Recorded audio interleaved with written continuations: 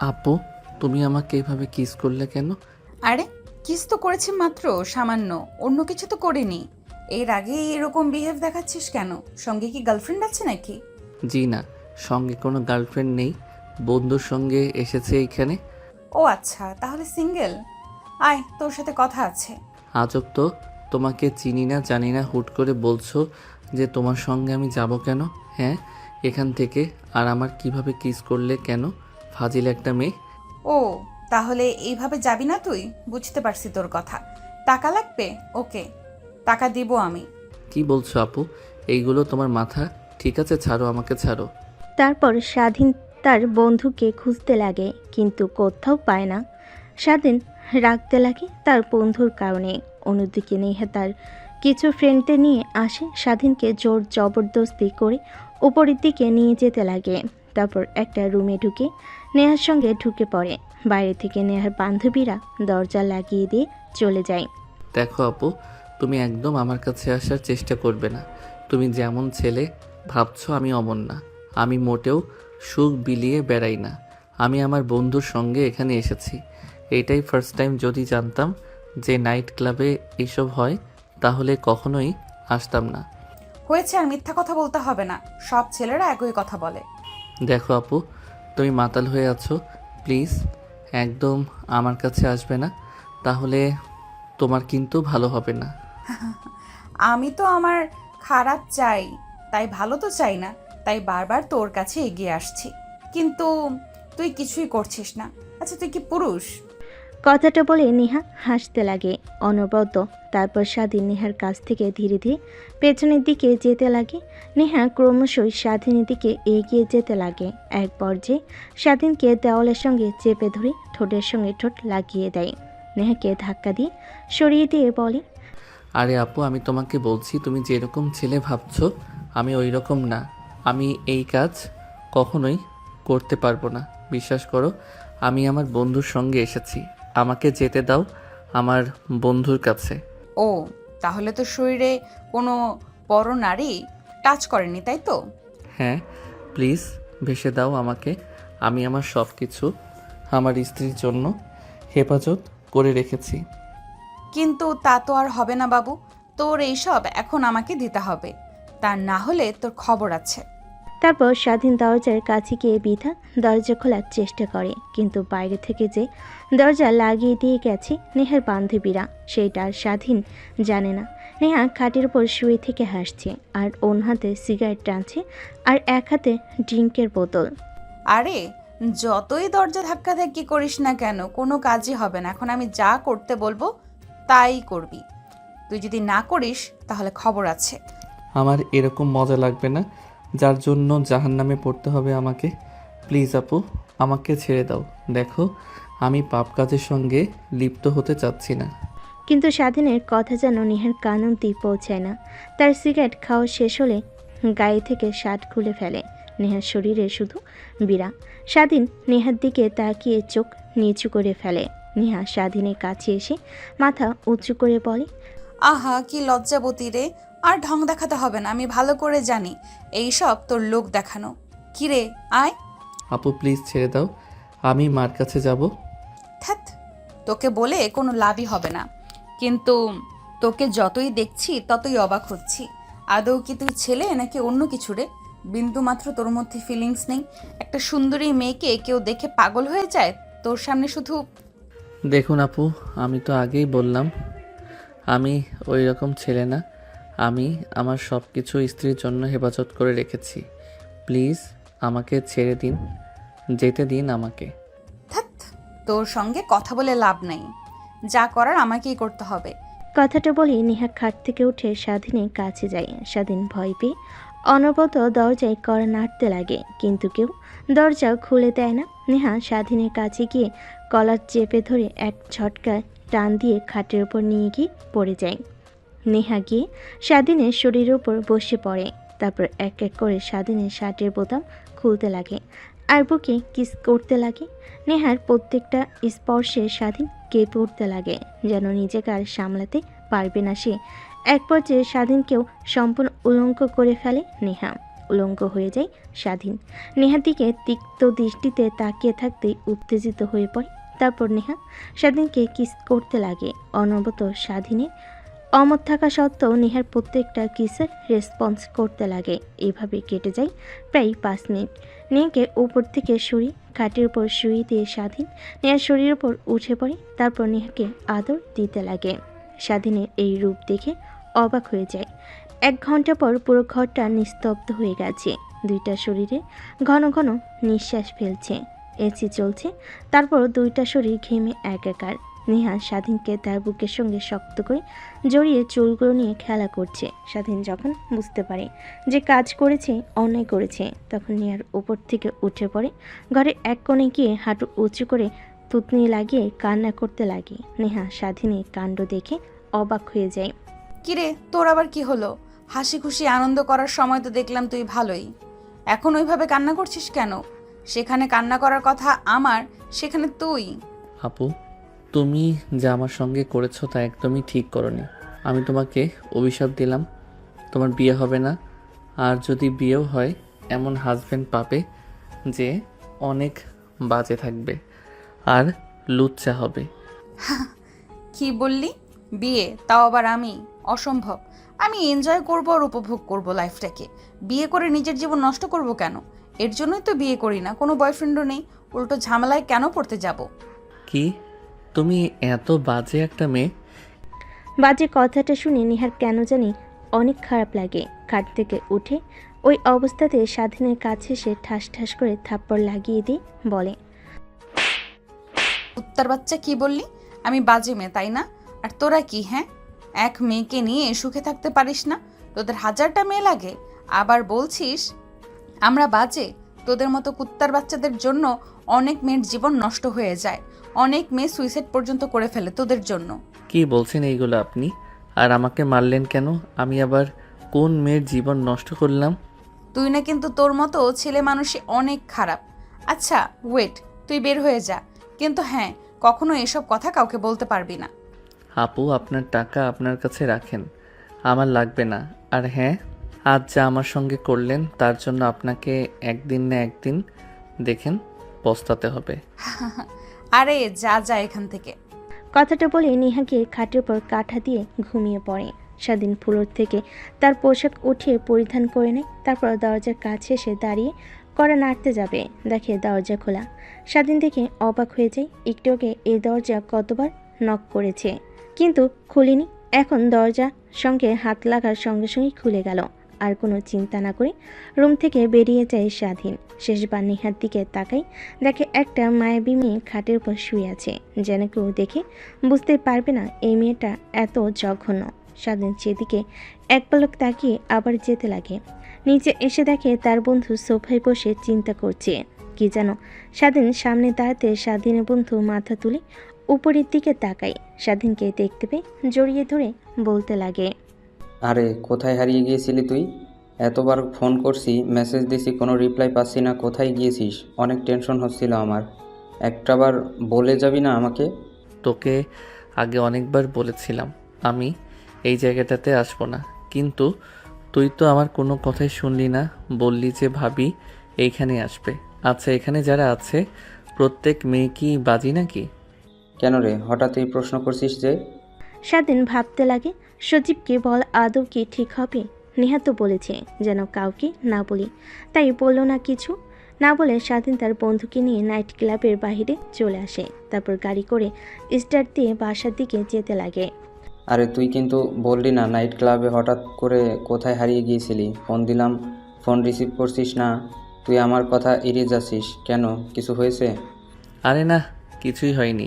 আসলে আমার নাইট ক্লাবের মধ্যে থাকতে বিরক্ত লাগছিল, তাই একটু বাহিরে এসেছিলাম হাওয়া খাওয়ার জন্য। আর কখন যে প্রকৃতির মাঝে হারিয়ে গিয়েছিলাম, তোর ফোন ধরতে পারি নাই। কিন্তু তুই তো ওপর থেকে আসলি, যেখানে হোটেলে, ওইখানে তো সব কাপলরা একসঙ্গে রাত কাটায়। তার মানে কি তুই? স্বাধীন তার বন্ধুর কথা শুনে রাগী দৃষ্টিতে সেই দিকে তাকায়। স্বাধীনের বন্ধু সজীব স্বাধীনকে তাকানো দেখে হেসে ফেলে। তারপর গাড়ি স্টার্ট দিয়ে পুনরায় বাসার দিকে যেতে লাগে।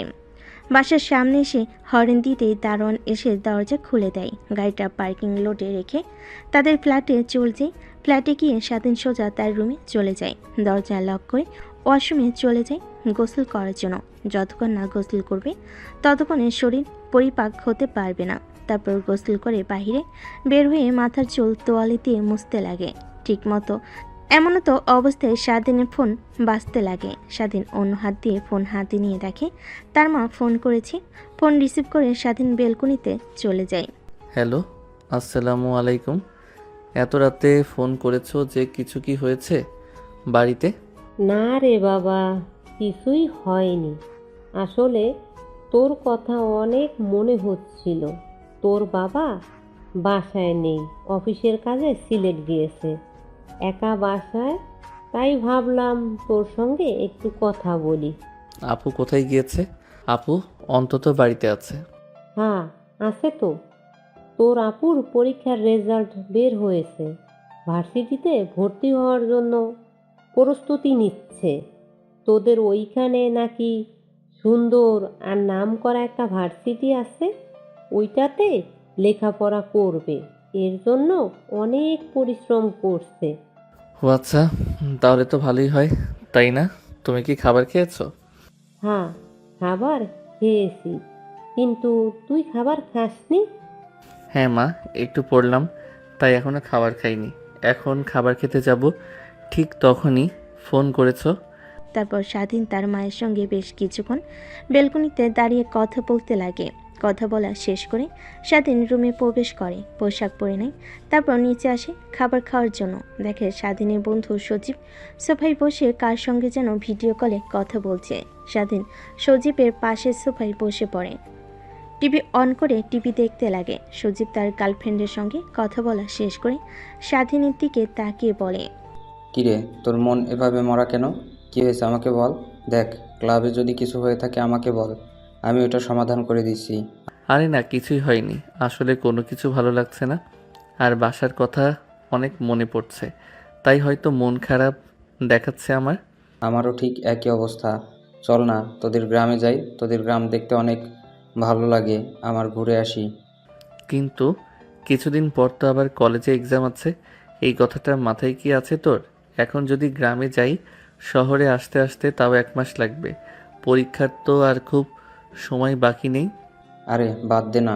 তারপর স্বাধীন আর তার বন্ধু দুজনে মিলে কথা বলা শেষ করে রাত যখন অনেকটা গভীর হয় তখন দুজনে খাবার খেয়ে যে যার রুমে চলে যায়। স্বাধীন রুমে গিয়ে খাটের উপর শুয়ে এপাশ ওপাশ করতে লাগে, কিন্তু তার দু চোখে কোনো ঘুম ধরা দেয় না। বারবার নেহার কথা মনে হতে থাকে। মেয়েটা তার সঙ্গে কি করলো, চেনা নাই জানা নেই, অজ্ঞাত একটা মেয়েকে এভাবে এসে ধর্ষণ করলো। আনমনে ভাবতে লাগে স্বাধীন। কিন্তু আমার তো কোনো দোষ নেই, মেয়ে তা যা করেছে সম্পূর্ণ তার ইচ্ছাই করেছে, আমি তো কিছু করি নাই। আর মেয়েটা তো আমাকে জোর জবরদস্তি করেছে। আর মেয়েটা তো আমার সঙ্গে প্রথম নাই, এর আগেও অনেক ছেলের জীবনে এইভাবে নষ্ট করেছে। এই কোন সমাজে এলাম? আমরা গ্রামে ছিলাম, ভালো ছিলাম। গ্রামে সব মেয়েরা ছেলেদের দেখে ভয় পেত, শহরে দেখি পুরোটাই ভিন্ন। শহরের মেয়েদের দেখে ছেলেরা ভয় পায়। এসবই কথা ভাবতে লাগে স্বাধীন 3 মাস পর। আচ্ছা বাবা, তোর বোন তো তোদের এই শহরে ইউনিভার্সিটিতে চান্স পেয়েছে। 2 ভাই বোন একই বাসায় থাকতে পারিস না? দুজনে আলাদা থাকিস কেন? আরে মা, তোমার যে বজ্জাত ছেলে, আমি কতবার করে ফোন করে বলি, ভাই আমার বাসায় আয়, ও আসেই না। একটা ফ্ল্যাট নিয়ে আমি আর আমার এক বান্ধবী থাকি, 2টা রুম ফাঁকাই পড়ে থাকে, ও এসে থাকতে পারে না। আরে আপু, তুমি তোমার বান্ধবীকে নিয়ে থাকো, ওইখানে আমি গেলে তোমার বান্ধবী কি মনে করবে বলো তো? এর কারণেই আমি যাই না। আরে না, কিছুই মনে করবে না। এভাবে খাওয়া দাওয়ার পর্ব শেষ হয়। তারপর যে যার রুমে গিয়ে ঘুমিয়ে পড়ে। পরের দিন সকালবেলা স্বাধীন আর তার বোন ঘুম থেকে উঠে রওনা হয় ঢাকার উদ্দেশ্যে। প্রায় 4 ঘন্টা পর ঢাকায় এসে পৌঁছে স্বাধীনের বোন। স্বাধীনকে জোরাজুরি করতে লাগে, কারণ তার হাতে বড় একটা লাগেজ ছিল যা একা পরিবাহী করতে পারবে না। তার বোনের অনেক জোরাজুরিতে লাগেজ নিয়ে স্বাধীন তার বোনের বাসায় যায়। কলিং বেল দিতেই একটু পরে একটা মেয়ে এসে দরজা খুলে দেয়। স্বাধীন সামনের দিকে তাকিয়ে ভয় পেয়ে যায়। মেয়েটাকে দেখে কিছুটা পিছিয়ে সরে যায়। আরে এখানে দাঁড়িয়ে আছিস কেন? আয়, বাসার মধ্যে আয়। না আপু, আমি বাসার ভিতরে প্রবেশ করব না। আমায় যেতে হবে আমার হোস্টেলে। তুমি যাও, আর ভাই কোনো সমস্যা হলে আমাকে ফোন করো।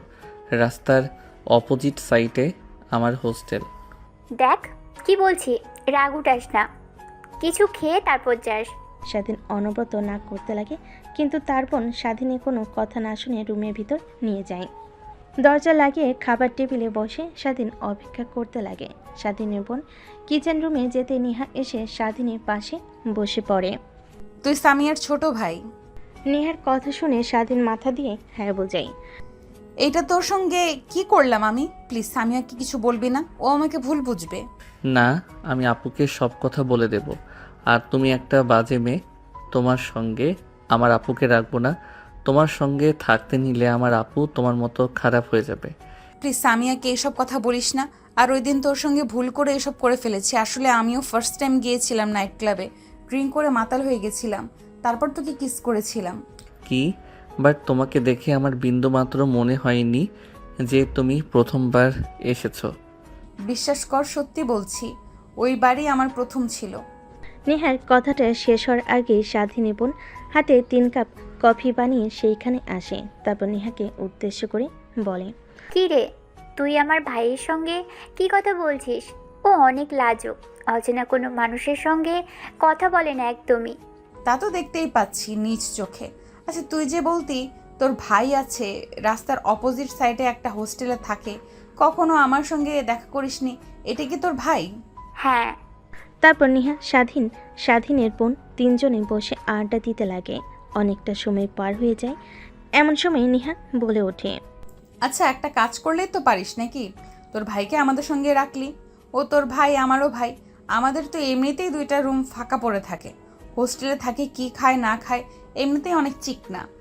নেহার কথা শুনে স্বাধীন বেশম খেয়ে ওঠে। নেহা জগ থেকে গ্লাসে পানি ঢেলে স্বাধীনের দিকে এগিয়ে দেয়। স্বাধীনের বোন মাথায় হাত বুলিয়ে দিতে লাগে। কি রে, তোর আবার কি হলো?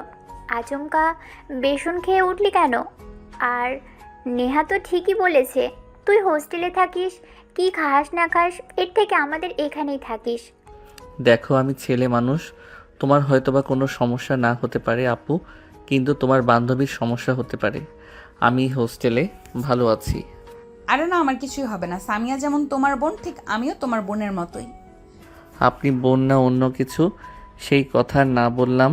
আমি এখানে আসলে রাতে আমার সঙ্গে সবসময় উল্টাপাল্টা কাজ করতে পারবেন আপুর চোখ আড়াল করে, তাই না? আমি একদমই আসবো না। কথাটা তার মনে ভাবতে লাগে। স্বাধীন ঠিক তখনই পাশ থেকে স্বাধীনী বোন আবার বলে ওঠে, কি রে, তুই আবার কি ভাবছিস? যা বলেছি তাই তোকে করতে হবে, কোথাও যেতে দিব না, এখানেই থাকবি।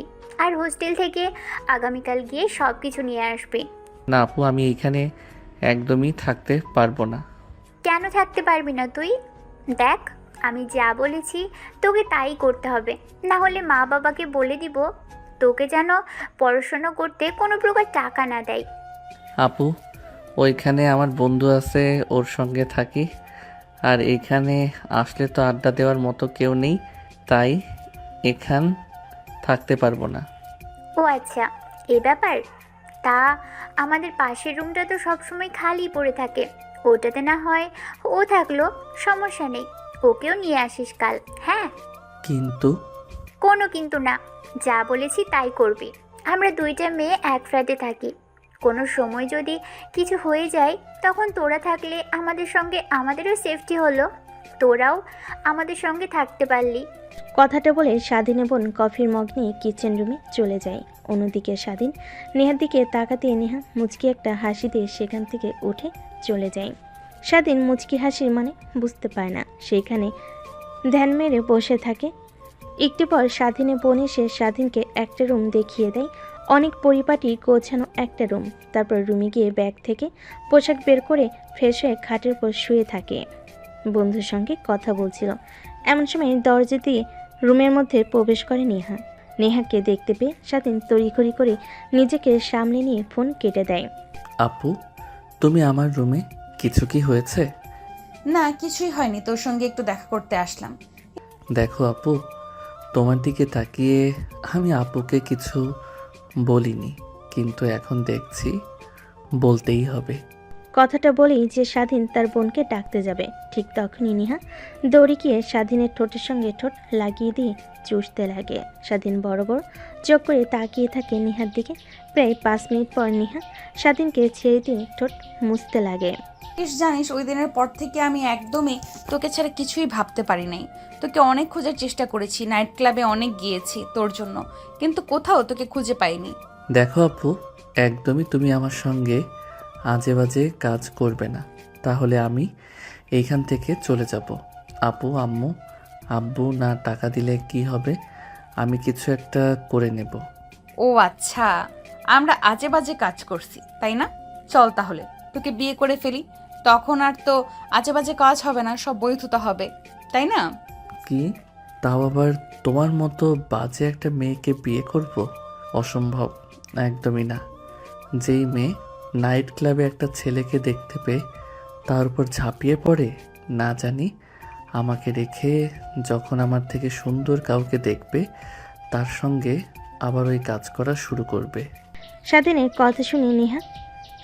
কথা শুনে নিহার অনেক রাগ হয়, কারণ সে তো একবার বলেছে যে নিজের মধ্যে ছিল না, ড্রিঙ্কস করে মাতাল হয়ে গিয়েছিল। তাই রাগে নিহা স্বাধীনের দিকে এগিয়ে যেতে লাগে।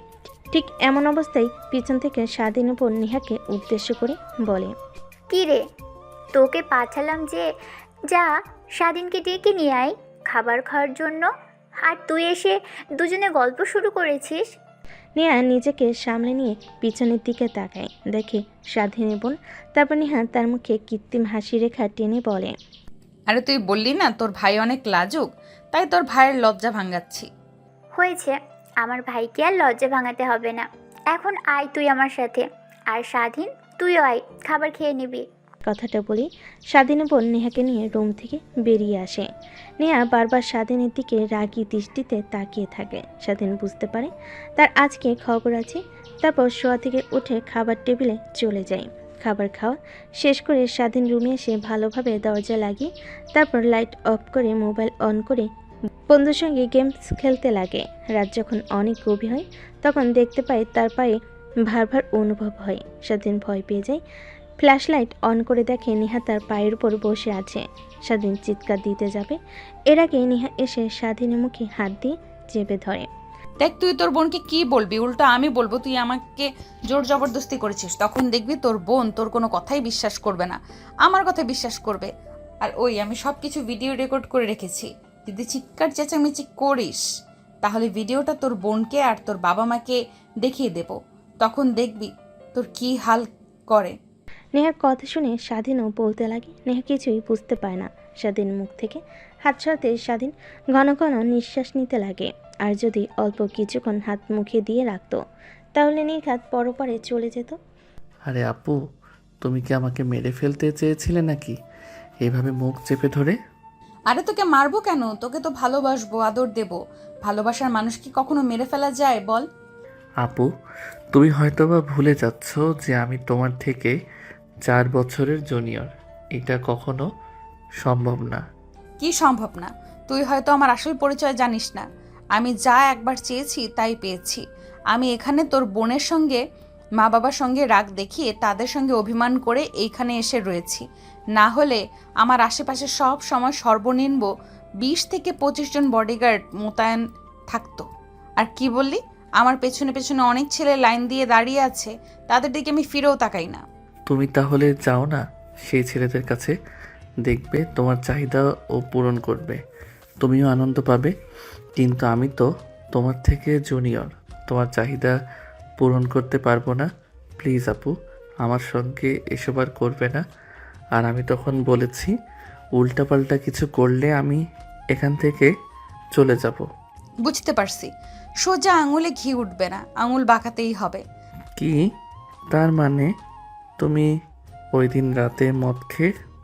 স্বাধীনকে আর কোনো কথা বলতে না দিয়ে নিহা স্বাধীনের উপর শুয়ে পড়ে। ঠোঁটের সঙ্গে ঠোঁট লাগিয়ে চুষতে লাগে আর পা দিয়ে স্বাধীনের পায়ে অনবরত টাচ করতে লাগে, যেন স্বাধীন উত্তেজিত হয়ে যায়। আর তাকে সুখ দিতে পারে, কিন্তু স্বাধীন পাথরে নাই সেইখানে শুয়ে থাকে। এক পর্যায়ে নেহা স্বাধীনের রেসপন্স না দেখে অনেকটা রেগে যায়। রেগে স্বাধীনের ঠোঁটে কামড় দেয়। স্বাধীন আহ বলে ওঠে। তারপর এক এক করে নেহা স্বাধীনের শরীর থেকে পোশাক খুলতে লাগে। নেহার প্রত্যেকটা স্পর্শে স্বাধীন কেঁপে উঠতে লাগে। এক পর্যায়ে নিজেকে আর সামলাতে না পেরে নেহার সঙ্গে তালে তাল মিলাতে লাগে। দুজন হারিয়ে যায় ভালোবাসার এক অতল গভীরে। 2 ঘন্টা পর নেহা স্বাধীনের বুকের উপর শুয়ে আছে। স্বাধীন নেহার চুলগুলোতে হাত বুলিয়ে দিচ্ছে, যেন সে নিজের মধ্যে নেই। ঠিক তখনই নেহা বলে ওঠে, আচ্ছা জানিস, তোকে যে বলেছিলাম না আমি ড্রিঙ্ক করে মাতাল হয়ে তোর সঙ্গে ওইসব করেছি, মিথ্যা কথা বলেছি। আমি ড্রিঙ্ক করি অনেক আগে থেকেই, কিন্তু কখনোই মাতাল হতাম না। কিন্তু তোকে দেখে মাতাল হয়ে গেছিলাম, জোর জবরদস্তি করতে লাগি। ভেবেছিলাম তুই বাজে, কিন্তু না। কিন্তু ওই দিনের পর থেকে তোকে নিয়ে ভাবতে ভাবতে কখন যে তোকে ভালোবেসে ফেলেছি আমি নিজেও জানি না। বিশ্বাস কর, আমি তোকে অনেক ভালোবাসি। হ্যাঁ, বুঝতে পারছি। আর কিছু বলবেন? কি বুঝলি তুই? নেহা স্বাধীনের বুকের উপর থেকে মাথা উঁচু করে স্বাধীনের দিকে তাকিয়ে কথাটা বলে, এইটাই বুঝতে পারলাম যে আমি আপনার চাহিদা পূরণ করার বাহক মাত্র। এসব ভালোবাসার অভিনয় করতে হবে না।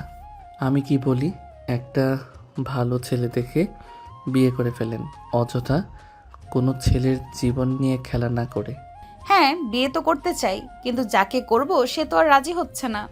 কোনো জোর করে ওইসব করতে পারলে, কেন জোর করে এইসব করতে পারলে আমার সঙ্গে অন্য আরেকটি ছেলেকে উঠে বিয়ে করতে পারবেন না? সব অভিনয় করেন আপনি, তাই না? হ্যাঁ, অভিনয় তো করি বটে, কিন্তু আগে সকালটা হতে দে, তারপর তোকে দেখাচ্ছি। স্বাধীন নেহার দিকে একবার তাকে উপরের দিকে তাকিয়ে বলে। স্বাধীন আর কিছু বলে না, কারণ সে ভালো করে জানে নেহার সঙ্গে যত কথা বলবে ততই নেহা তার সঙ্গে তর্কাতর্কি করবে। এক পর্যায়ে স্বাধীন নেহাকে শক্ত করে জড়িয়ে ধরে অবাক হয়ে যায়, তারপর ঘুমিয়ে যায়। পরের দিন সকালবেলা ঘুম থেকে স্বাধীন উঠে দেখে নেহা নেই। বুঝতে পারে যে সে রুম থেকে চলে গিয়েছে। ভাবতে লাগে কালকে রাতে নেহা কিভাবে রুমে প্রবেশ করলো। ভাবতে ভাবতে হঠাৎ নজর যায় বিছানার দিকে, দেখতে পায় রক্তের ছিটে লেগে আছে। স্বাধীন ভয় পেয়ে যায়, যদি এটা তার বোন দেখে ফেলে তাহলে তো স্বাধীনকে সন্দেহ করবে। তাই তড়িঘড়ি করে শোয়া থেকে উঠে বিছানার চাদরটি নিয়ে ওয়াশরুমে চলে যায়। গোসল করে চাদরটি ধুয়ে দিয়ে ছাদে শুকিয়ে দিয়ে যে নিচে নামতে যাবে, অমনি নেহার সঙ্গে দেখা হয়। স্বাধীন মাথা নিচু করে নিচে নামছিল সিঁড়ি দিয়ে। ঠিক তখনই স্বাধীন হাত আলতো করে চেপে ধরে নেহা বলে, কিরে, হঠাৎ আজ এত সকালে ছাদে উঠেছিলে কেন?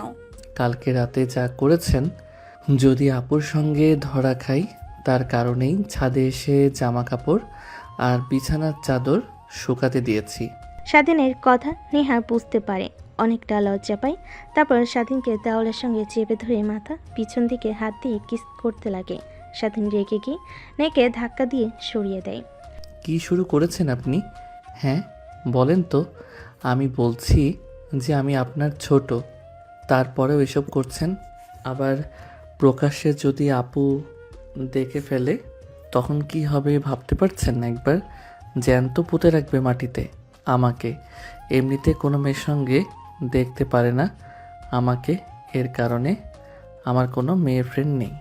কথাগুলো কেন জানি নেহার বুকে তীরের মতো এসে লাগে। তারপর নেহার পাশ কাটিয়ে স্বাধীন নিচে চলে আসে। তারপর স্বাধীন রুমে গিয়ে জামা কাপড় পরে নেয়। রুমে বসে বন্ধুর সঙ্গে কথা বলছিল, তখন স্বাধীনের বোন এসে খাবার খাওয়ার জন্য বলে। তারপর স্বাধীন রুম থেকে বের হয়ে নিচে গিয়ে খাবার খেয়ে নেয়। তারপর স্বাধীন তার বোনকে বিদায় জানিয়ে নিচে চলে আসে। তখনই নেহা এসে স্বাধীনের হাত চেপে ধরে। স্বাধীন নেহার কাছ থেকে তার হাত সরানোর চেষ্টা করে। ঠিক তখনই নেহা স্বাধীনের দিকে রাগী দৃষ্টিতে তাকায়। স্বাধীন নেহার তাকানো দেখে ভয় পেয়ে চুপসে যায়। তারপর একটা রিক্সা দাঁড় করিয়ে নেহা উঠে পড়ে, সঙ্গে স্বাধীনও। তারপর রিক্সাওয়ালা মামাকে কাজী অফিসের কথা বলতে স্বাধীন অবাক হয়ে যায়। নেহাকে কিছু বলবে, কিন্তু তার অগ্নি মাখা চোখের সামনে আসার সঙ্গে সঙ্গে সব কিছু ভুলে যায়। একটু পর কাজী অফিসে চলে আসে নেহা। স্বাধীনকে কাজী অফিসের সামনে দাঁড় করিয়ে কথায় যেন চলে যায়। সে পালাবে কিনা এসবই ভাবছে, কিন্তু কেন যেন তখনই নেহা তার সঙ্গে 4-5 জন লোক নিয়ে আসে। তারপর নেহা স্বাধীনের কাছে এসে হাত চেপে ধরে কাজী অফিসের ভিতরে চলে যায়। কাজী অফিসের সামনে থাকা 2টা চেয়ারে স্বাধীন আর নেহা বসে পড়ে। আরে নেহা মা, তুমি এখানে? হ্যাঁ আঙ্কেল, বিয়ে করব। কি বলছো মা? বিয়ে করবে মানে? বিয়ে তো আর সামান্য বিষয় নয়, এর জন্য সাক্ষী লাগে আর বাবা মার মত লাগে। কিন্তু তোমার মা বাবা কই? কাউকে তো দেখতেছি না। কিন্তু আঙ্কেল, আপনি হয়তো বা ভুলে গিয়েছেন যে একটা মেয়ে আর ছেলের প্রাপ্তবয়স্ক হলে তারা বিয়ে করতে পারে, বাবা মার কোনো দরকার পড়ে না। তো আপনাকে যা করতে বলেছি তাই করেন, আর এই 4 জন হচ্ছে আমাদের সাক্ষী। ঠিক আছে মা। তারপর কাজী সাহেব স্বাধীন আর নিহার দুজনেই বিয়ের কার্যক্রম করতে লাগে। একটু পরে স্বাধীনকে কবুল বলতে বললে স্বাধীন কবুল বলে না। পাশ থেকে নেহা স্বাধীনকে তার কাছে এগিয়ে নিয়ে এসে কানে কানে বলতে লাগে, দেখ, এখন যদি কবুল না বলিস, সিনক্রেট করিস, তাহলে আমার কাছে যে ভিডিওটা আছে তা তোর বাবা মার কাছে পাঠিয়ে দেব। আর তোর বোনকে আমি কান্না করে করে তোর সম্বন্ধে উল্টাপাল্টা কথা বলবো। তখন দেখি তুই কিভাবে আমাকে বিয়ে না করে, তখন আমাকে এমনিতে তোকে বিয়ে করতে হবে। এর থেকে আমি যা বলি তুই আমাকে বিয়ে কর, কেউ জানতে পারবে না। তুই লেখাপড়া কর, প্রতিষ্ঠিত হলে তখন আমরা না হয় সবাইকে বলে দিব। কিন্তু আপু, আমি তো আপনাকে ভালো। স্বাধীনের কথা শেষ না হতে নিহা স্বাধীনের হাত শক্ত করে চেপে ধরে আর চোখে বড় বড় করে তাকিয়ে থাকে। স্বাধীন ভয় পেয়ে ঢোক গিলে সামনে থাকা গ্লাস থেকে পানি ডকডক করে খেয়ে ফেলে। তারপর একসঙ্গে কবুল কবুল বলে ওঠে। নেহাকে বলার সঙ্গে সঙ্গে নেহা কবুল বলে ওঠে। তারপর কাজী সাহেব দেনা পাওনা দিয়ে নেহা আর স্বাধীন দুজনেই কাজী অফিস থেকে বের হয়ে আসে। স্বাধীন কান্না করতে লাগে। নেহা এটা দেখে ভোর কুচকে স্বাধীনের দিকে তাকায়। কিরে, তুই কান্না করছিস কেন? কান্না করব না কি করব? তোমার মতো একটা বুইড়া বেটির সঙ্গে আমার বিয়ে হয়েছে, আর আমাকে কোনো মেয়ে বিয়ে করবে না কারণ আমি বিবাহিত। আমার কতদিনের স্বপ্ন ছিল একটা জুনিয়র মেয়েকে বিয়ে করব, সুখের সংসার করব। তার হবে না? কেন হবে না? সব হবে। আমি তো আছি নাকি তোর পাশে? কথাটা বলে নেহা স্বাধীনের চোখে থাকা পানি টিস্যু দিয়ে মুছতে লাগে। স্বাধীন মুখ তুলে সামনে তাকিয়ে অবাক হয়, কারণ তার বন্ধু সজীবের হাত একটা মেয়ের হাত চেপে ধরে এইদিকে নিয়ে আসছে। কান্তার বন্ধু সজীব একটা মেয়ের হাত চেপে ধরে এইদিকে নিয়ে আসছে। স্বাধীন দেখে অবাক হয়ে যায়। সজীব তার মুখ ঢেকে ফেলে, কারণ স্বাধীনের চোখ আড়াল হয় না। কী রে সজীব, তুই এখানে? আর এই মেয়েটাই বা কে?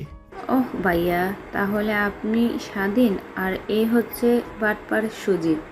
আমাকে বিয়ার লগন দেখে অনেক কিছু করেছে, কিন্তু এখন আর বিয়ে করতে চাচ্ছে না, তাই জোর করে বিয়ে করতে নিয়ে এসেছি ভাইয়া। যখন আসছেন তাহলে উপকার হয়, আমাদের সাক্ষী দিয়ে দেন। মেয়েটার কথা শুনে স্বাধীন অবাক হয়ে যায়। ড্যাব ড্যাব করে সজীবের দিকে তাকিয়ে থাকে। কে রে? এই মেয়েটা কে? আর যা বললো তা কি আদৌ সত্যি নাকি মিথ্যা কথা? আরে ভাই হ্যাঁ, এর সঙ্গে আমার অনেক দিনের রিলেশনশিপ। তুই জানিস না, তোর অগোচরে অনেক কিছু করেছি আমরা, কিন্তু আমি তো এখানে কি বিয়ে করতে পারবো না? আমার লাইফে আছে পড়ালেখা, এখনও শেষ করিনি। তাহলে বিয়ে করে খাওয়াবো কি? আমি কি তোকে খাওয়াতে বলছি? আমাকে বলছি শুধু আমাকে বিয়ে কর। তুই আমার কাছে ধরা থেকে গেলি, লেখাপড়া শেষ করো তুমি, তারপর না হয় সবাইকে জানাবো আমাদের সম্পর্কটা। কিন্তু বিয়েটা করতে হবে কেন? তারপর সজীব আর সজীবের গার্লফ্রেন্ড দুজনেই তর্কাতর্কি করতে লাগে। স্বাধীন দুজনের দিকে তাকিয়ে থাকে। নেহা অবাক হয়ে যায়। আরে থামবি তোরা? কাজী অফিসের সামনে দাঁড়িয়ে কি করছিস এইসব তোরা? দেখ, সবাই তোদের দিকে তাকিয়ে আছে। আচ্ছা, ভাবি যে হতো বলছে, তাহলে বিয়ে করে ফেল। ভাবি তো আর বলছে না যে বিয়ে করে তাকে তোর বাসায় নিয়ে যেতে হবে। সে তার বাসায় থাকবে, তুই তোর মতো লেখাপড়া শেষ করে না হয় আঙ্কেল আন্টিকে জানাস। স্বাধীনের কথা শুনে সজীব হাবোধক মাথা নাড়ায়, কারণ স্বাধীন সত্যি কথাই তো বলেছে। তারপর দুজনে কাজী অফিসে চলে যায়। কাজী সাহেব নেহা আর স্বাধীনকে দেখতে পেয়ে বলে, এবার কি এখন কি তোমাদের ডিভোর্স লাগবে নাকি? কারণ এখন তো বিয়েকে সবাই খেলনা মনে করে। সজীব আর নেহা কাজী সাহেবের দিকে ড্যাব ড্যাব করে তাকিয়ে থাকে, আবার স্বাধীনের দিকেও তাকিয়ে থাকে। স্বাধীন পরিস্থিতি স্বাভাবিক করার জন্য বলে, আরে আঙ্কেল না, এ যে আমার বন্ধু, এ বিয়ে করবে, এর জন্য এসেছি সাক্ষী হিসেবে। ও আচ্ছা, তাই বলো। আমি আবার উল্টো পাল্টা চিন্তা করেছি। তা বসো তোমরা। স্বাধীন আর নেহা সজীব আর সজীবের গার্লফ্রেন্ড বসে পড়ে। তারপর কাজী সাহেব বিয়ের কার্যক্রম শুরু করে বিয়ে পড়ানো শুরু করে। বিয়ে পড়ানো শেষ হলে বাহিরে চলে আসে। স্বাধীনের দিকে সজীব ড্যাপ ড্যাপ করে তাকিয়ে থাকে। স্বাধীন এটা দেখে পরিস্থিতি সামলানোর জন্য বলে, আরে ভাই, এইভাবে তাকিয়ে আছিস কেন? কোনো লাভ হবে না, বুঝলি? এখন চল, ট্রিট দিতে হবে আমাদের। বিয়ে করেছিস না? সেটা না হয় বুঝতে পারলাম, বাট কাজী সাহেব তোমাদের দুজনকে দেখে ওই কথা বললো কেন? ডিভোর্সের কথা, আবার বিয়ের কথা? আরে উনি আমাদের হয়তোবা অন্য কেউ ভেবে নিয়েছে। বাদ দে, চল এখন।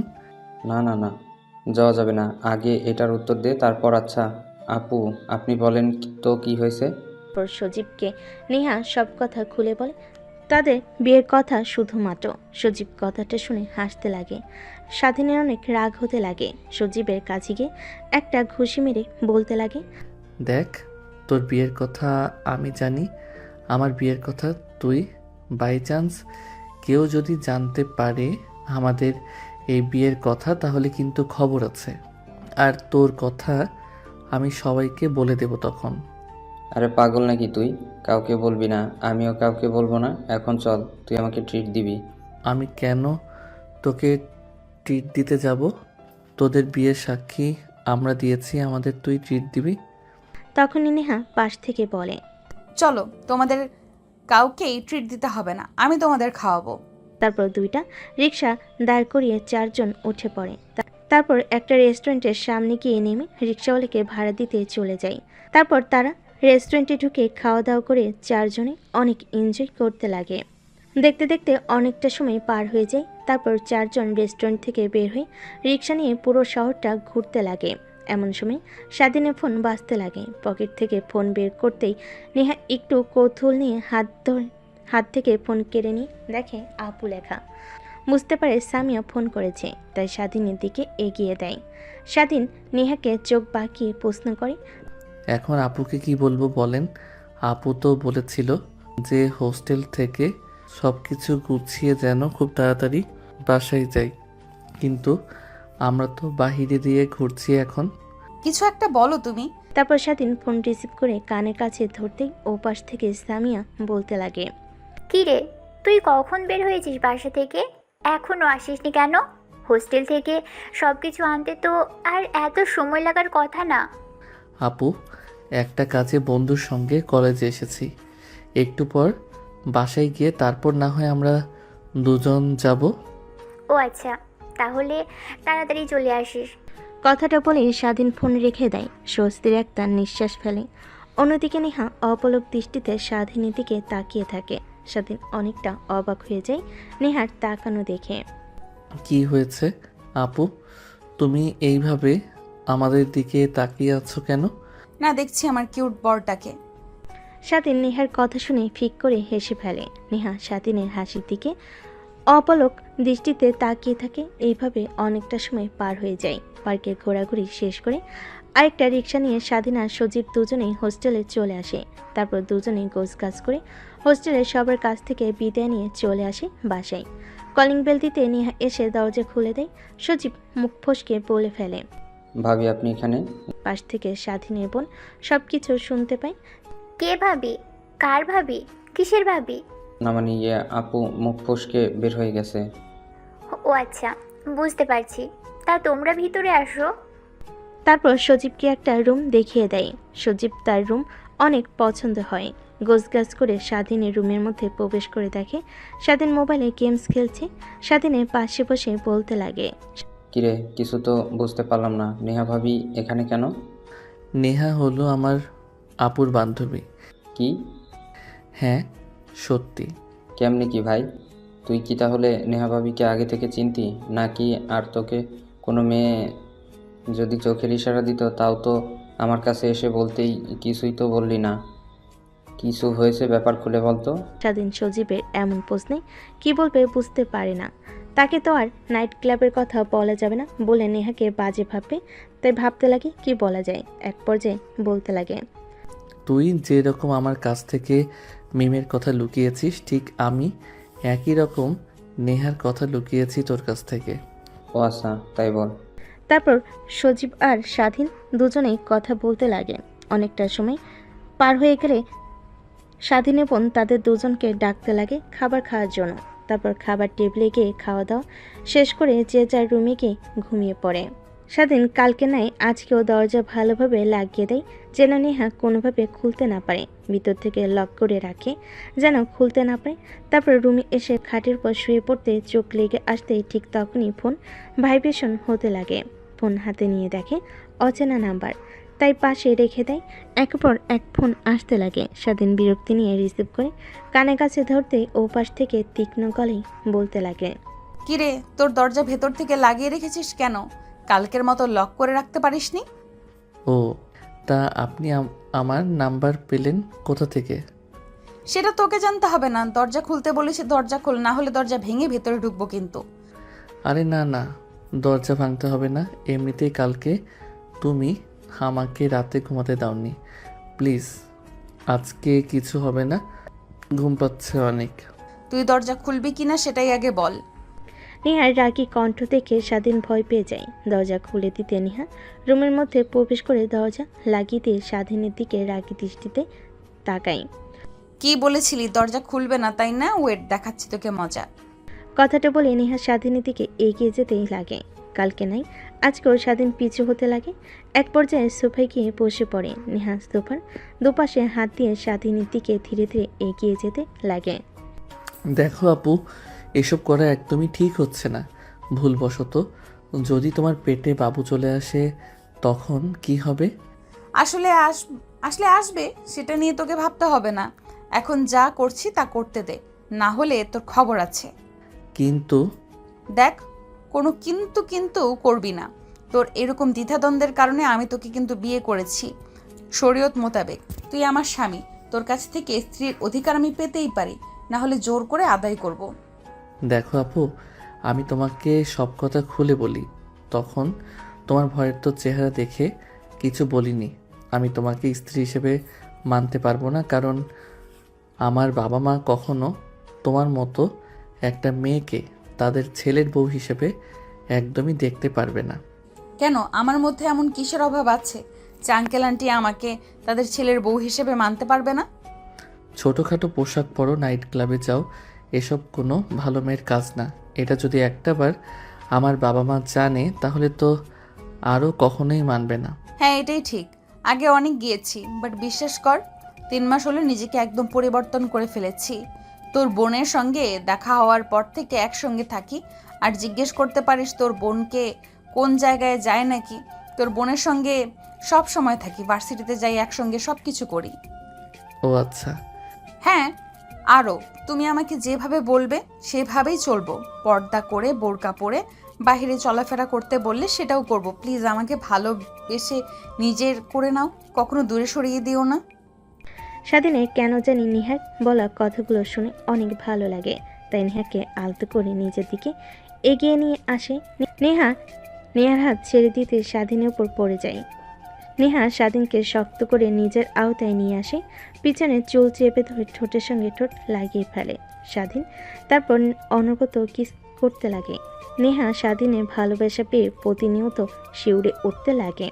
তারপর সোফার উপর থেকে নেহাকে উঠিয়ে কোলে করে খাটের উপর নিয়ে এসে ফেলে দেয়। তারপর এক এক করে শার্ট খুলতে লাগে। প্যান্ট খুলে নেহার উপরে ঝাঁপিয়ে পড়ে। অনেকটা সময় পার হয়ে গেলে স্বাধীন নেহার উপর ক্লান্ত হয়ে শুয়ে পড়ে আর স্বাধীনের চুলগুলোতে হাত বুলিয়ে দিতে লাগে। এমন সময় স্বাধীন নেহাকে প্রশ্ন করে, আচ্ছা, কিভাবে এত কিছু হয়ে গেল? তাই না, আপনি কি আমাকে আগে থেকে চিনতেন, পছন্দ করতেন? সত্যি বলতে হ্যাঁ, অনেক আগে থেকেই। আর কোনো কথা নেই। শুনছে আর নীরবতা দুজনের মধ্যে বিরাজ করে। একটু পর নেহা স্বাধীনকে তার উপর থেকে সরিয়ে ফ্লোর থেকে পায়জামা আর 3 পিস পরতে লাগে। স্বাধীন নেহার দিকে অপলক দৃষ্টিতে তাকিয়ে থাকে।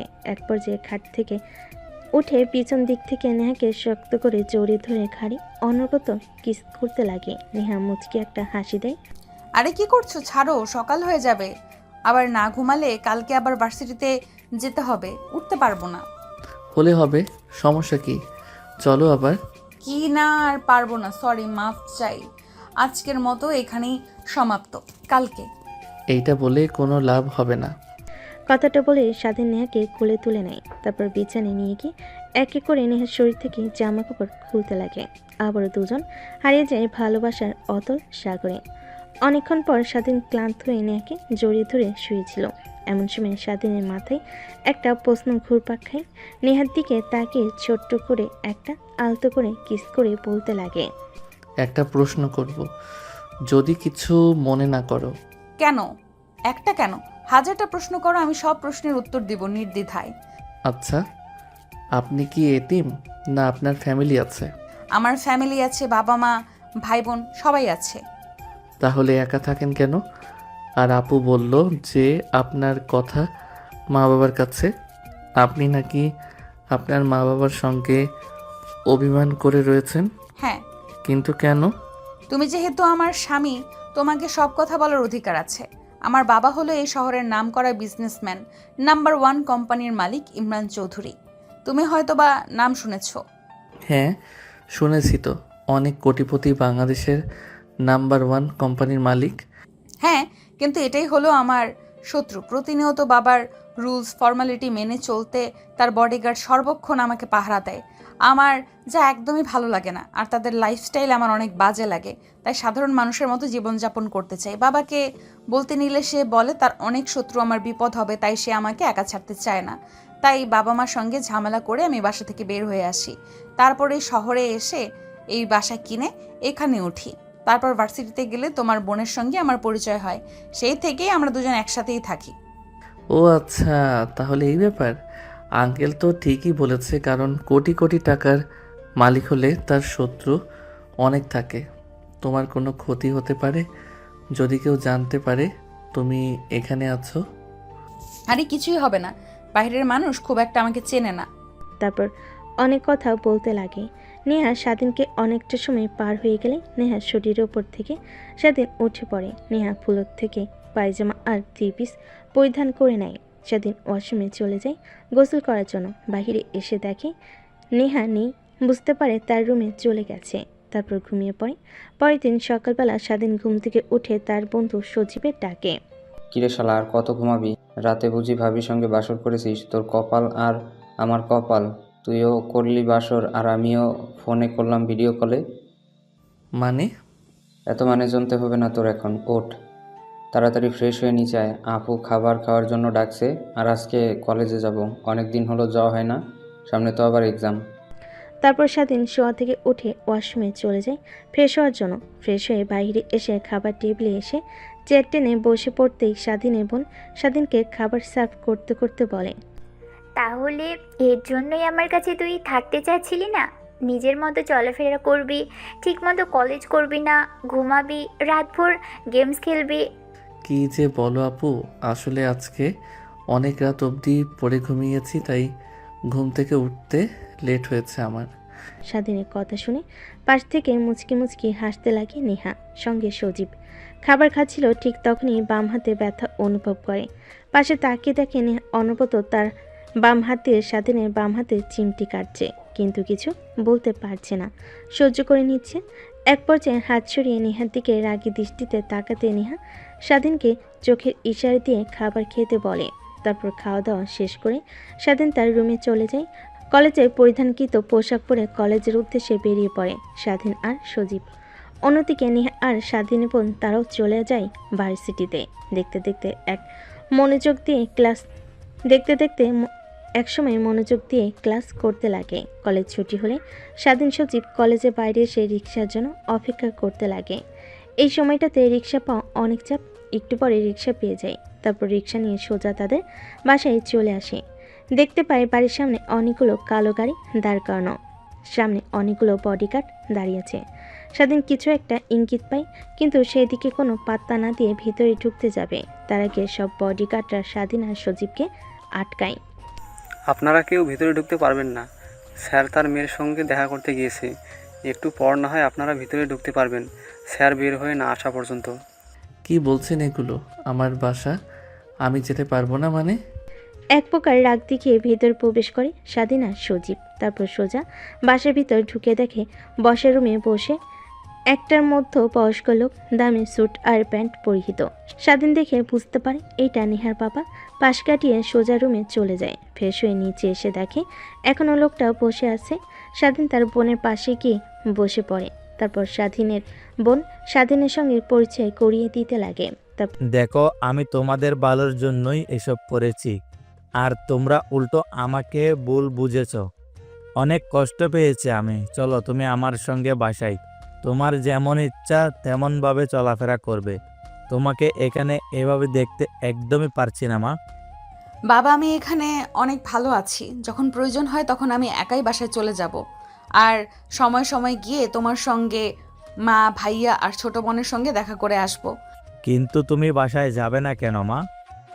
এইটা তো একবার বলো না।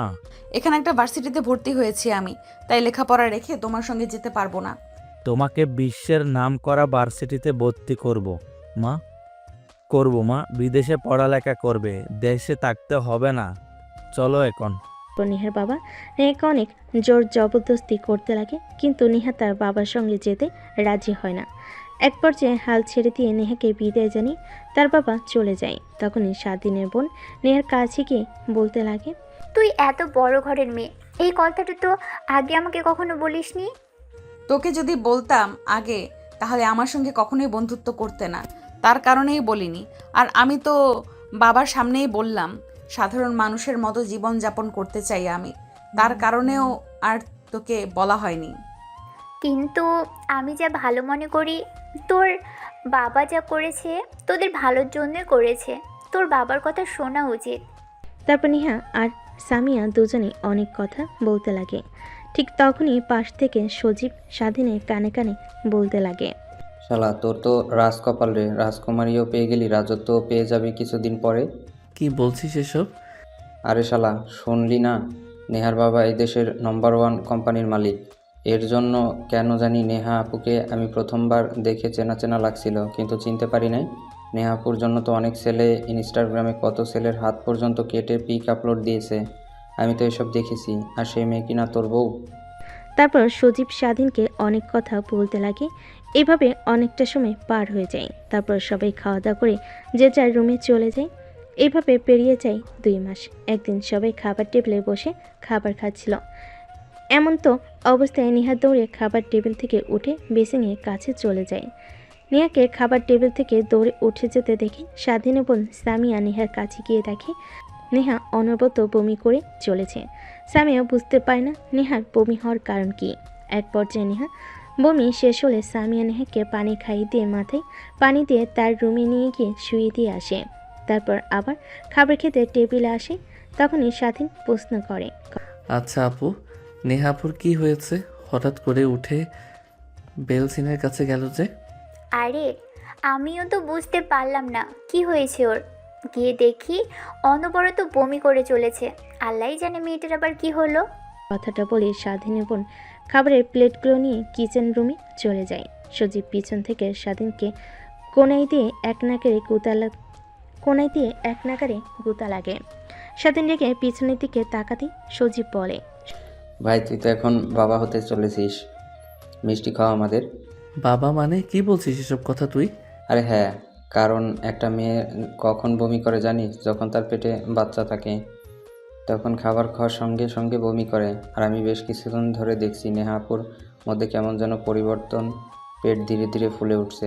সজীবের কথা শুনে স্বাধীনের মাথায় চিন্তার বাজ পড়ে যায়। কারণ এখন যদি বেবি হয় তাহলে কি হবে? তার ফ্যামিলি কি মেনে নেবে? সে এখনও তার ফ্যামিলির উপর নির্ভর করে লেখাপড়া করছে। রে শালা, কই হারিয়ে গেলি? মিষ্টি তো খাওয়া এখন আমাদের। দেখ, উল্টাপাল্টা কথা বলবি না। একদমই অসুখও তো হতে পারে নাকি? সেটাও হতে পারে, বাট আমি যা সন্দেহ করলাম তাই বললাম। আগামীকাল তুই একবার নেহাকে ডক্টরের সঙ্গে দেখা করিয়ে নিয়ে আসিস। স্বাধীন মাথা দিয়ে হ্যাঁ বোঝে। তারপর সোজা রুমে চলে যায়। রাত একটু গভীর হলে স্বাধীন রুম থেকে বের হয়ে দরজা লাগিয়ে নেহার রুমে দরজা খুলে ভিতরে ঢুকে পড়ে। দেখে নেহা বই পড়ছে। স্বাধীনকে দেখতে পেয়ে বইটা পাশে রেখে দেয়। স্বাধীন সে নেহার পাশে বসে পড়ে, মাথায় হাত বুলিয়ে দিতে লাগে। নেহা স্বাধীনের বুকে মাথা রাখে। স্বাধীন নেহাকে শক্ত করে জড়িয়ে ধরে। কি হয়েছে তোমার? এইভাবে বমি করলে কেন? জানি না, বেশ কিছুদিন হলো এরকম হচ্ছে, আর অনেক টক খেতে ইচ্ছে করছে। এর কারণ তো কিছুই বুঝতে পারছি না।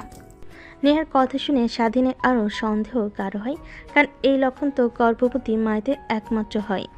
কি ভাবছো এভাবে? আচ্ছা, আমি যদি মারা যাই তুমি অনেক খুশি হবে, তাই না? কারণ জোর করে বিয়ে করেছি, জোর করে ভালোবাসার অধিকার আদায় করে নিয়েছি। আমি মরে গেলে এইসব আর কে করবে? অনেক খুশি হবে তুমি। নেহার কথা শুনে স্বাধীনের বুকের বাঁ পাশে চিনচিনে ব্যথা হতে লাগে। কিছুই হবে না, তোমায় কিছুই হয়নি। কালকে আপুর সঙ্গে ডাক্তারের কাছে যেও, তাহলে এই চিন্তা মুক্ত হয়ে পড়বে। আর হ্যাঁ, প্রথমে হয়তো তোমাকে ভালোবাসিনি, কিন্তু এখন বিশ্বাস করো অনেক অনেক ভালোবাসি, নিজের জীবনের থেকেও বেশি। কথাটা বলে স্বাধীন নেহার কপালে আলতো করে একটা চুমু দেয়, তারপর আবার বলতে লাগে। আচ্ছা, এখন যদি তোমার বাবা আসে আর বলে তোমাকে তার সঙ্গে নিয়ে যাবে যেইভাবেই হোক, তখন কি তুমি আমাকে ভুলে যাবে? স্বাধীন নামে কেউ তোমার জীবনের সঙ্গে জড়িয়েছিল? আরে না, পাগল নাকি তুমি? আমার স্বামী আর আমার অ্যাকাউন্টে যত টাকা আছে তুমি আজীবন বসে খেয়েও ফুরাতে পারবে না। আমি বলবো না বিয়ে করেছি, আমার স্বামী তুমি পরিচয় করিয়ে দেব, তারপর বাবার রেগে একা চলে যাব।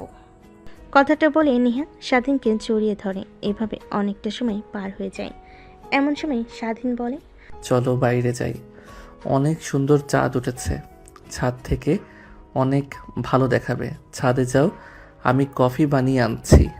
তারপর স্বাধীন কিচেন রুমে গিয়ে কফি বানিয়ে সাথে যায়। দেখে নেহা দোলনায় বসে আছে। স্বাধীন নেহার পাশে বসে পড়ে মুক্ত আকাশে পূর্ণিমার জ্যোৎস্না দেখতে লাগে দুজন মিলে।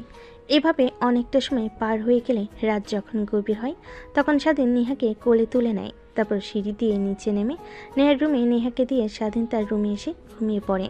পরের দিন সকালবেলা স্বাধীন ঘুম থেকে উঠে ফ্রেশ হয়ে কলেজে চলে যায়। অন্যদিকে নেহা স্বাধীনের বোনকে নিয়ে হসপিটালে চলে যায়।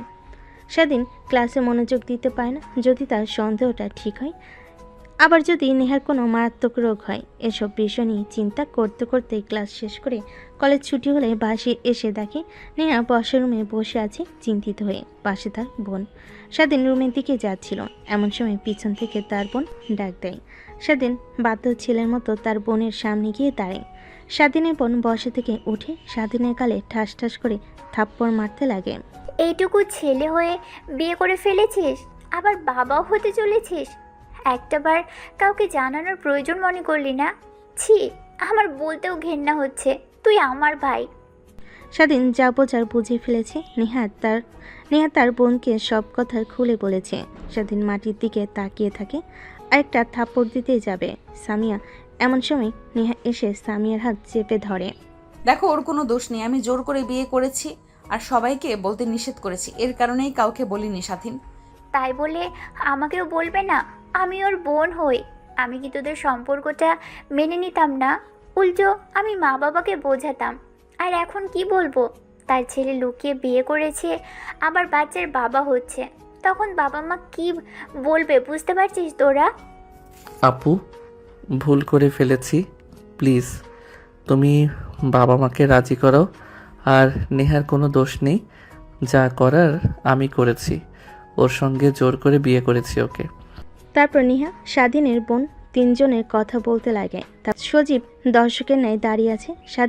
স্বাধীনের বোন মাথা চেপে ধরে সোফায় বসে পড়ে। আচ্ছা, তুই তোর রুমে যা, পোশাক পরিবর্তন করে আয়। আমি মা বাবাকে এখনই আসতে বলছি ঢাকায়। স্বাধীন তার রুমে চলে যায় পোশাক পরিবর্তন করার জন্য। ওয়াশরুমে যায় ফ্রেশ হওয়ার জন্য। বাইরে এসে দেখে নেহা তোয়ালে হাতে নিয়ে দাঁড়িয়ে আছে। স্বাধীন নেহাকে কী বলবে কিছুই বুঝতে পারে না। নেহার হাত থেকে তোয়ালেটা নিয়ে মুখ মুছতে লাগে। নেহা বুঝতে পারে স্বাধীন অনেক অভিমান করে আছে তার উপর, কারণ সে এখন বেবি চায়নি। দেখো, এখানে তো আমাদের কোনো হাত নেই। স্বয়ং আল্লাহ তাআলা চেয়েছিলেন যে আমাদের এই সম্পর্কটা সবার মাঝে যেন প্রকাশ পায়। লুকিয়ে লুকিয়ে সম্পর্কটা চালানোর থেকে প্রকাশ পেয়ে সবার মাঝে এটাই ভালো। আর তুমি নারাজ হয়ে থেকো না প্লিজ। আরে পাগলি, কি বলো? নারাজ হয়ে থাকবো কেন? আমি বাচ্চার বাবা হচ্ছি, এটা তো অনেক আনন্দের কথা, তাই না? আমি অনেক খুশি। আর তোমাকে দেখে একটুও মনে হচ্ছে না। স্বাধীন খুশি হয়ে নেহাকে শক্ত করে জড়িয়ে ধরে উপরে তুলে ঘোরাতে লাগে। আরে নামাও নামাও, পড়ে যাবে, আর যে কেউ দেখতেও পারে। এখন আর দেখলে কোনো সমস্যা নেই, কারণ সবাই জেনে গেছে। হয়েছে, আর বলতে হবে না, চলো নিচে যাই, সবাই আমাদের জন্য অপেক্ষা করছে। তারপর নেহা আর স্বাধীন দুজনেই নিচে চলে আসে। এভাবে সময় কোথা দিয়ে পার হয়ে যায় বুঝতেই পারে না। সন্ধ্যা হতে স্বাধীনের বাবা মা সবাই চলে আসে। ইমিডিয়েটলি খবর দেওয়াতে তার একটু চিন্তিত হয়ে আসে। রুমের মধ্যে ঢুকে স্বাধীন আর সামিয়াকে সুস্থ দেখে স্বস্তির নিঃশ্বাস ফেলে। বাবা, তোদের কিছু হয়নি তো? হঠাৎ করে তোরা তাড়াহুড়া করে খবর দিলি, কিছু কি হয়েছে তোদের? স্বাধীন কোনো উত্তর না দিয়ে মাথা নিচু করে ফেলে। তারপর স্বাধীন বোন তার বাবা মাকে সব কথা খুলে বলতে লাগে। অনেক রাগ হতে লাগে। নেহার দিকে তাকিয়ে নিমিষেই সব রাগ মাটি হয়ে যায় তাদের, কারণ এত সুন্দর একটা মেয়ে। নেহা এগিয়ে এসে স্বাধীনের মা বাবার পা ছুঁয়ে সালাম করে। বেঁচে থাকো মা, বেঁচে থাকো। কিন্তু তোমরা যা করেছো একদমই কাজটা ঠিক করনি। তোমরা যদি আমাদের বলতে আমরা ধুমধাম করে আয়োজন করে বিয়ে দিতাম, কিন্তু যা করার তো করেই ফেলেছো। এখন ছেলের বিয়ে না দেখে নানা হচ্ছি। কথাটা বলে সেইখানে থাকা সবাই হাসতে লাগে। ঠিক তখনই দরজার কলিং বেল বাজতে লাগে। স্বাধীনের বোন গিয়ে দরজা খুলে দেয়। তখনই হুড়মুড়িয়ে ভেতরে প্রবেশ করে নেহার বাবা মা, ভাই আর ছোট বোন। স্বাধীনের বাবা নেহার বাবাকে দেখে অবাক হয়ে যায়। দাঁড়িয়ে হ্যান্ডশেক করতে লাগে আর বলতে লাগে, আরে দোস্ত, তুই এখানে? আমারও তো একই প্রশ্ন, তুই এখানে কেন? আরে এইটা হচ্ছে আমার মেয়ে, আর এটা হচ্ছে আমার ছেলে। এরা দুজন এই বাসাতে থাকে। কি, তার মানে স্বাধীন তোর ছেলে? আর নেহা মামনি তোর মেয়ে। নেহার বাবা মাথা দিয়ে হ্যাঁ বোঝায়। তারপর স্বাধীনের বাবা আর নেহার বাবা দুজনেই হাসতে লাগে। তারপর সব পরিবার মিলে নেহা আর স্বাধীনকে মেনে নেয়। সবাইকে অনেক খুশি দেখে স্বাধীন আর নেহা দুজনেই অনেক খুশি হয়। দেখতে দেখতে রাত হয়ে গেলে নেহা আর স্বাধীন তাদের রুমে চলে যায়। স্বাধীন নেহার কাছে এসে খাটের উপর বসে থেকে বলতে লাগে, কখনো ভাবতেও পারিনি যে সব কিছু এইভাবে ঠিক হয়ে যাবে। ভেবেছিলাম যদি একবার কোনোভাবে আপু কিংবা বাবা মা জানতে পারে তাহলে আমার খবর আছে। হ্যাঁ, কিন্তু দেখো এখন সবাই কত খুশি। আমাদের সম্পর্কটা জানার পর থেকে আরও খুশি। তারা যখন জানতে পেরেছে যে নানা দাদা হতে চলেছে তারা। তারপর নেহা ড্রেসিং টেবিলের সামনে থেকে খাটের উপর এসে বসে পড়ে। স্বাধীন নেহাকে জড়িয়ে ধরে খাটের উপর শুয়ে পড়ে। না না, আর কিছুই হবে না, বলে দিলাম। হবে না মানে আজকে হবে। আজকে আমাদের দ্বিতীয় বাসরাত, কারণ আছে সবাই মেনে নিয়েছে আমাদের। কথাটা বলে স্বাধীন ঝাঁপিয়ে পড়ে নেহার উপর। আর বাকিটা আপনাদের না জানলেও চলবে। যদি জানার খুব ইচ্ছে হয় তাহলে বিয়ে করে নেন।